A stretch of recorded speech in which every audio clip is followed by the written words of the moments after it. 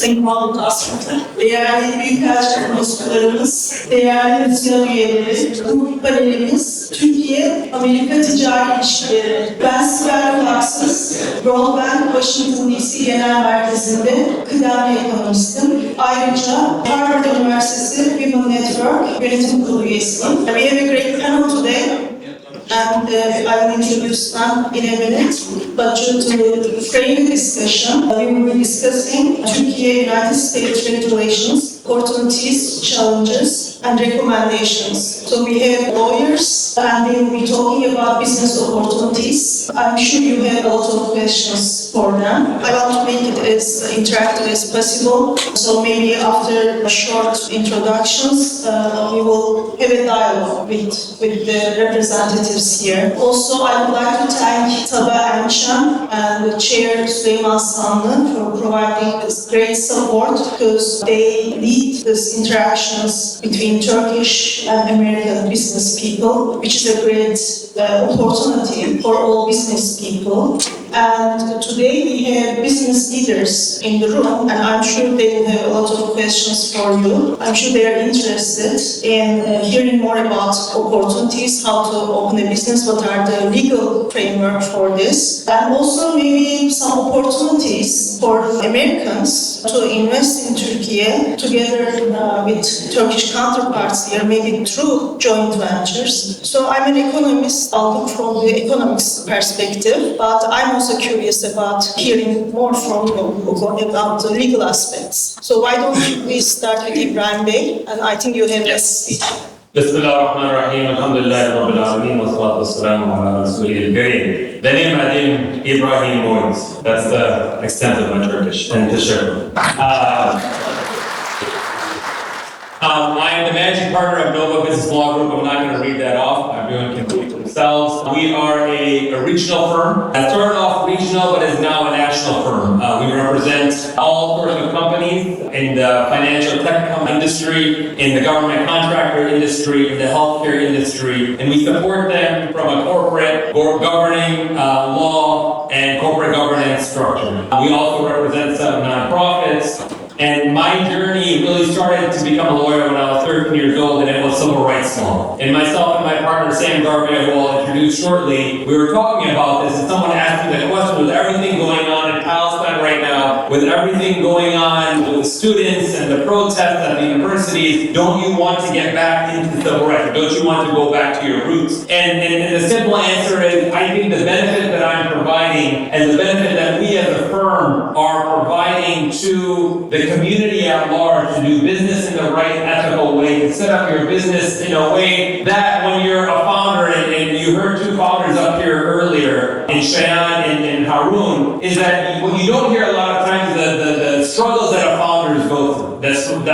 go through, and the mistakes that they make along the way because they were taken advantage of. And those are the legal essentials that we plan to talk about today, and Sam and Brandon, one of my colleagues, will be discussing a little further as we continue tonight. Musiad's intent might not have been, is what makes this country in America great. And we call it the melting pot here, right? We had a Afghani and a Turkish brother up here who, quote unquote, made it, right? He exited from a company, he reached that. We have Shayan's story, he made it, right? But what America does is it takes from different cultures, right? My parents are Indian American, and I know that India is the most popular country in Turkey, so I'll say my wife is Pakistani, and I know a sister country, everyone in Turkey loves Pakistan, right? But that's what America does, is it takes the traditions of different countries and brings them into here, and that's what the Turkish business community can bring to America, right? Is your rich history of doing business from the Uthmani, from the Ottoman, until today, right? You can bring us and teach us, and I'm going to talk a little bit about that as we continue tonight, of my own and our own practice at the firm, what we've learned from our Turkish clients, and how we've applied that into governance in American companies and in the regular countries here in the U.S. today. When you have a product and a company, and when you have a product and a service that's in demand, you want to spread it. In coming to America, we heard from the president of Turkey's the Economic Council, the council that came up here and spoke, really talked about the benefit of exporting what Turkey has into the United States. So, similar to in Turkey, in America, we have rules and regulations and laws that you have to follow and that you have to practice in order to start a company here, to start either a branch here, or to start its own company here. And we're going to get into that a little bit, and our moderator will kind of walk us through that area. So similar to in Turkey, we have laws and regulations, as I mentioned, that you must follow to set up a company. And our job as lawyers is to help you navigate through those hurdles, right? It's not easy. Harun can tell you, Jan can tell you, as founders, that's the last thing they want to think about, right? They have a product, they have a service, and as a business person, you have a product and service that you're good at and what you want to do. And we want to make sure that when you bring us on, we're guiding you through the various different the hurdles that you have to jump over, right, in America to get your business started and just to make sure it's successful and to make sure you're following the laws of the federal, of the state, and of the local entity, of the local areas where you will be establishing your country. And then you have the governance documents to really talk about, right, the operating agreement, the bylaws which help you start your company. Right, when you have a partner, it really gets into that. And this is where I want to talk about that melting pot. When you have a disagreement with two partners, and two partners are running a business, what happens? Right? In America, is one partner says, I want to leave. And they'll do an evaluation, they'll do an evaluation of the company, or one of the client, one of the partners will say, you have to buy me out for this much. But the Turkish model, from my understanding, is if myself and Sam are dissolving, I have to go and think of a fair number, and I'll say to Sam, you have to buy me out. If you don't buy me out at this price, then I'm going to buy you out at that price. We've taken that model and we put that into all of our bylaws and operating agreements because this is a beautiful model, because it's the fair thing to do, right? And this is where, in America, when you bring your businesses here, we can learn from you, we can learn from and better our business and how we do things in America. And obviously there are different areas that we will also touch point on today, whether it's the tax area, the cross-border tax benefits, which we have an economist. I'm married to an economist, so I know I'm going to try and project what questions you're going to ask me. But it's also the immigration that a lot of people have questions about. None of us here practice immigration law, but we have a corporate immigration attorney at our firm that we can assist with that. But before I do that, I want to talk about my partner here, Sam Garbia. Sam Garbia started the firm back in 2003. He is a graduate from a local university here, George Mason University and George Mason Law School. He then went on to work at a big law firm, established his firm. I joined the firm in 2009. In 2014, the firm went more regional, started doing things not just in Virginia, but in Virginia, Maryland, and DC, and then we've grown since. Next to him, we have Brandon Oakes. Brandon is counsel with our firm, the highest level attorney at our firm, and he does specifically startups and corporate transactional practice, and we're enjoying, we're very honored to be here today before the Turkish community, before the Turkish Business Council, before you Turkish leaders in Müsiad to present and answer any questions that might come to us. Please make them easy questions so that we'll be able to answer them and of course make us look good. I'm going to go and sit down and we'll proceed to the next part of the program. Thank you very much. Thank you, Ibrahim Bey, for the great introduction and introducing our other panelists. So to frame the discussion, you know that we have trade volume targets between Turkey and the United States. We want to reach $100 billion trade volume in the coming years. Right now, our exports reached higher than 25 billion, and the same with the imports. We are getting there. So I looked at the numbers before coming here, and we get 2023 numbers. We are still exporting and importing from Turkey traditional export products, which is great. The volume doubled on these traditional products in the past 10 years. But there are also opportunities to diversify. I'm sure Tabe and Chan representatives will tell you because they did this great sectoral analysis. So in goods sectors and the services sectors, there are untapped potentials. between Turkey and the United States. And now, going towards 2030, artificial intelligence is becoming more important, and economic opportunities in the new sectors will be important.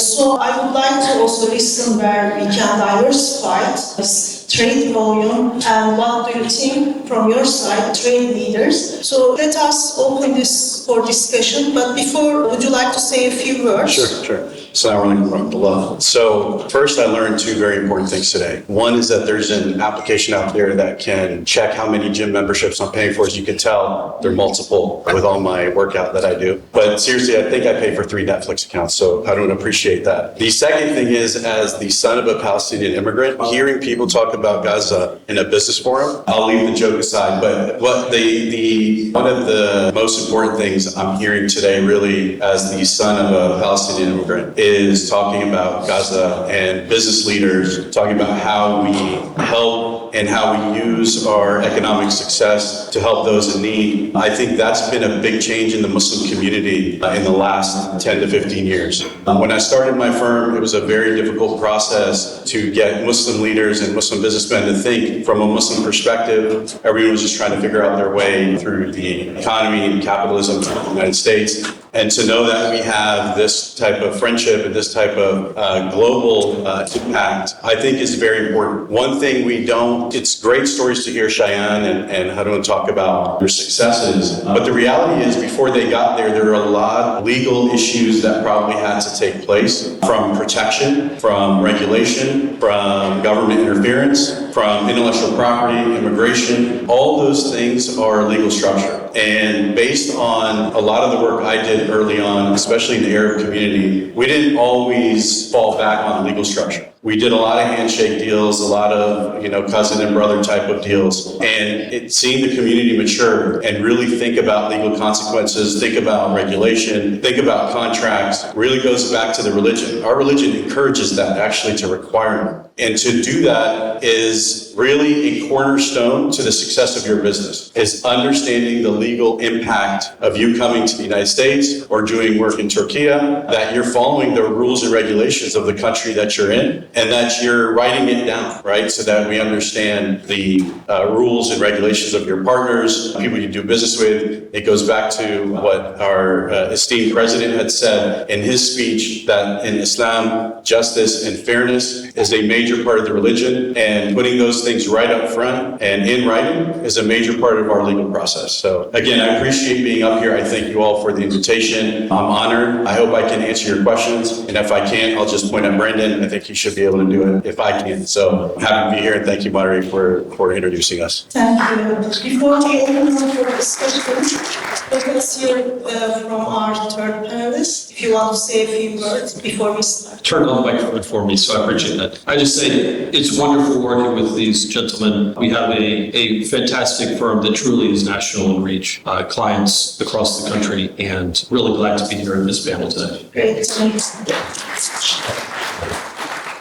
So for those business leaders who want to do business in the US, this is very important legal and regulatory framework. And we have a great panel today. So without further ado, I want to open this for a dialogue. It doesn't have to be questions, but we can do an interactive dialogue with our panelists. So you can ask your questions if you want to open a business, or if you want to do joint ventures, or if you would like to partner with American investors to do business in Turkey. Who would like to start first? Please go ahead. Every company has obviously, law firm helps you just get the origination going, decide whether you're going to be a C corp or LLC or those things. And when you're starting a company, especially when it's your first time, you have basically no resources. And so every time we did it, we went to usually work. We did all that work for free. And then after that, we ended up just sticking with them. When we gave them all that work, they ended up making dollars a month because all the way through the deal that they were helping us out. So will your team commit to, for new startups who are just starting out, do their registration and setting them up for free? Let me get 2 more questions before you start answering.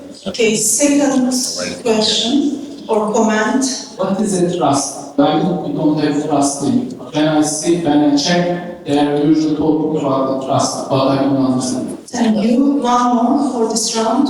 Assalamualaikum. I'm also my question is about to non-profit organization, which is on the international level. Does your company facilitate that one, which is for the purpose of charity and community service? Thank you. Let's start answering these questions so that we can open it for other questions.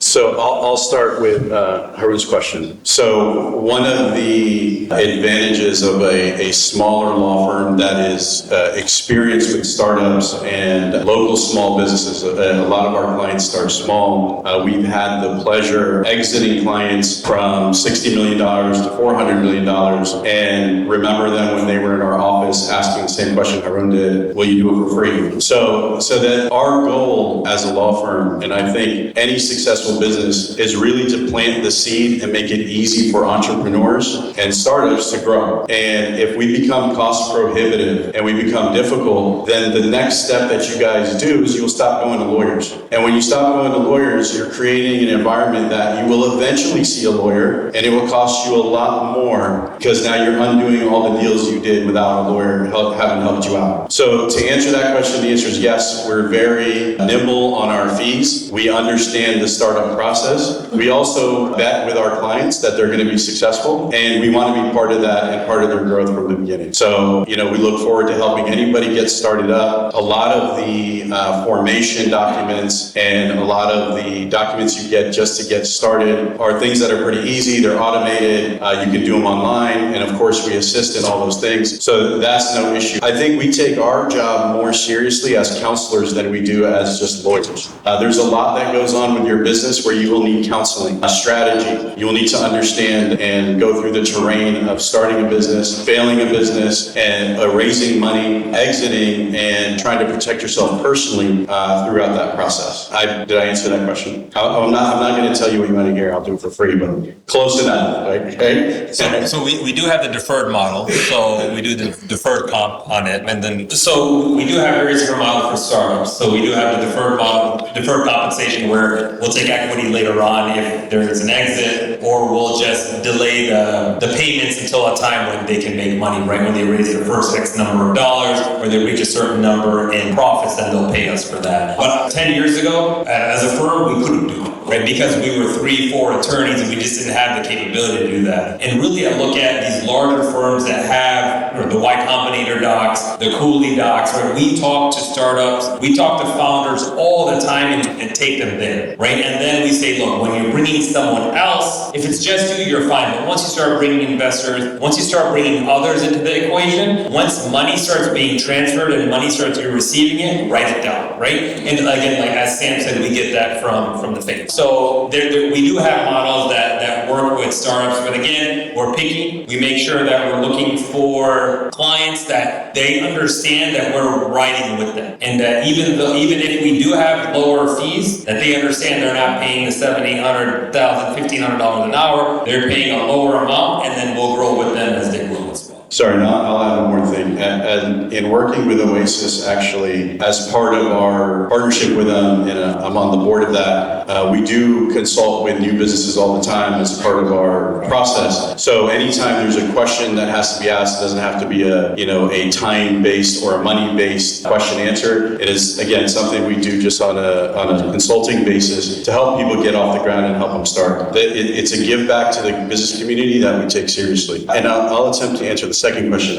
I'm not sure, was the question related to trust as in trust in estates? Yeah, I think what a trust is, revocable versus irrevocable. Okay, you want to take that? Well, do you want to back up and talk about the different types of corporate entities that we have in America? Okay, and then we'll go into trust from there. Yeah, so I think the trust question is actually related to how you own or hold a company. There are different ways you can do it. In the United States, we have LLCs, you'll hear that a lot. You have partnerships, you have C corporations, which, I don't want to get into too deep of a legal session here. And you have S corporations. So you You can own as a corporation, as an LLC, as a partnership, as a trust. A lot of these vehicles are really designed to shield from personal liability. When you're an entrepreneur, you want to take risks, but you don't want to necessarily risk your personal financial situation or your home or whatever you may own internationally. So a lot of these legal structures are to make sure that you're protected from a personal perspective and that anything you do is related to the company itself. And on the question of a trust, it's a special vehicle that's been created to allow for my next generation, my heirs, those who come after me, to not get taxed, right? So there's a certain number of dollars that I in America allowed to give donation and to pass along to my children before it becomes taxed. When I do that, when I put everything I own in a trust, right? And there's two different types of trusts, a revocable trust and an irrevocable trust. Now I can set it up in a way where the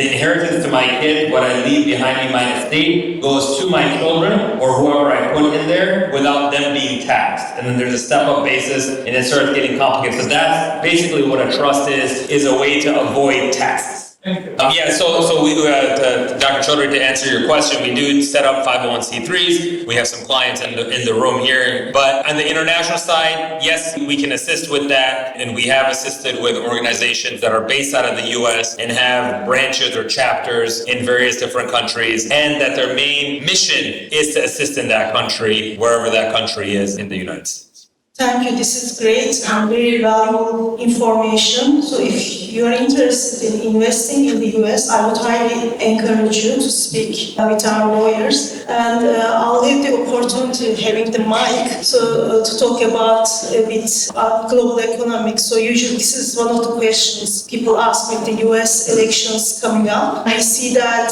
maybe some countries will be favoring protectionism, or is it becoming more difficult for countries to enter the US market? So I would like to ask your perspectives. What do you think? Where are we going? What is yet to come in the global economy and related issues to opening a business or closing a business here? And do you see it will be more difficult in coming years? Do you see protectionism probably will have an impact on business? Also, I'd like to mention that at the international organizations at the World Bank, we provide a lot of support to new sectors. So at the World Bank, we have a $3 billion envelope annually for Turkey.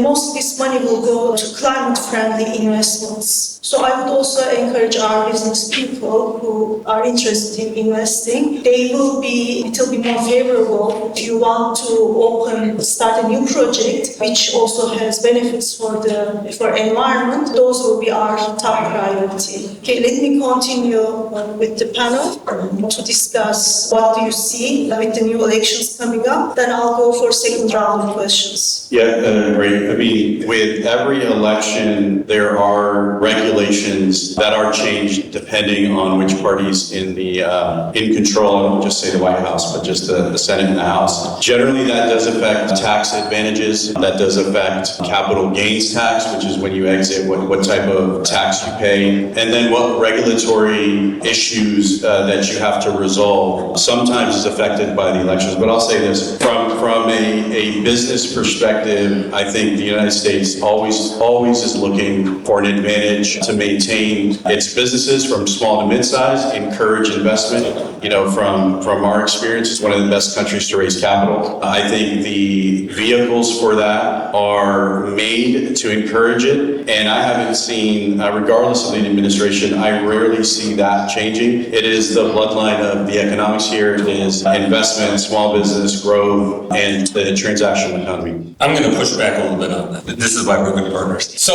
I think it really depends on, especially in this next administration, who's going to come there. I mean, I know we know that under the first Trump presidency, there was America First, right? And he put a lot of roadblocks for foreign investors to come in and put money into it. However, I think that this time around, it won't be as bad as it was before. And like Sam mentioned, those doors are always open, right? There's always a way to figure out how to invest in this country, right? He might make it a little bit more difficult for that to happen. The administration might, and those who are looking, again, to put America first in manufacturing, right? We're talking about, there's a lot of manufacturers, there's a lot of textiles, there's a lot of construction folks here with the marble, the granite that you import cabinets, that import furniture that gets imported from Turkey, right? Your natural resources there we don't necessarily have here. We don't have the same type of product that you do. And that might make it a little bit more difficult. But if you're typically the way it works is once you're in and a law is changed, then you're grandfathered into it. So in other words, the sooner you do it, the better. Under a Democratic presidency, Democratic Party presidency, it is a lot more. The doors are more open. We know what's happened to the Turkish-American alliance that's there right now. I was reading $200 billion some dollars have flown through between the countries, and I think that will continue. And so I think from a business community perspective, the doors are always there just to figure out how to do it. All right. Some presidents might make it more, some administrations might make it more difficult, but at the end of the day, there is a way to do it, and we'll help you hopefully figure that out. Thank you for this. My Harvard professor used to say, never let a good crisis go to waste. So we should be optimistic. Yes. And I will take one more question because Berker is telling me to finish this panel. So one more question. Gentleman in blue. Yes, I would like to ask a question about real estate investment and about migration investment. You know, in previous hundreds of lawyers recommended making investment in America by establishing one company. Is it labeled or bankrupt or a loss of companies with a serious danger for investment? Recommended that investment be made as a real person or a legal entity. Thank you. Last question, gentleman in white. My question is, as a Muslim founder of legal firm specializing in business law and consulting in the USA, how do you assist startups in securing funding or finding partners while ensuring companies with probation of interest? Because as a Muslim business person, interest is a huge challenge in the US. How do you, as a consultant and legal firm, how you can help with that to start up, get fund, or find partners which interest is not involved in that? So the first question, if I understood correctly, is about how do you invest in a U.S. entity. I'll take it from a foreign national's perspective. There are certain restrictions as a foreign individual to invest. There are certain companies that can't accept it depending on the way they're formed. But generally, that is not something that's not a hurdle that should stop you. There are also investment vehicles that, from the immigration perspective, EB-5, right? Is it EB-5? EB-5 visa that allows for you to invest and eventually get a green card into the United States based on your investment. So those are legal. Those are approved by the USCIS, which is responsible for the immigration laws and regulations. So there's really no hurdle for being an international or a foreign national to invest. But you do, like anything else in any country, you do have to be careful and do your due diligence. A lot of people take advantage of foreign money, just trying to get it and really with no products or services that are of value. So we always recommend due diligence of the company itself specifically and make sure the valuation is correct. Did I answer the question? Great, excellent. Second question, I think, and I'll start and then you can jump in. I think Harun spoke about this, and again, it's something that really gets me excited and makes me proud. As a Muslim American, there are a lot of avenues for Muslim investment that don't necessarily deal in interest, that have investment vehicles that take the halal, and I would even say the tayyib approach in their investment vehicles, and they have capital that's available. So there are, as a firm, we're well connected in that community. There are also people like Oasis or some other groups that do incubators, help startups that have investment funds ready to go, maybe on a smaller scale, but they're available to help innovators, the young entrepreneurs, thought leaders, and they do it halal means. So we have a lot of avenues and ability to get you the right people who will have like-minded investment strategies. Round of applause for our great panel. Thank you all for listening. Çok teşekkür ederim.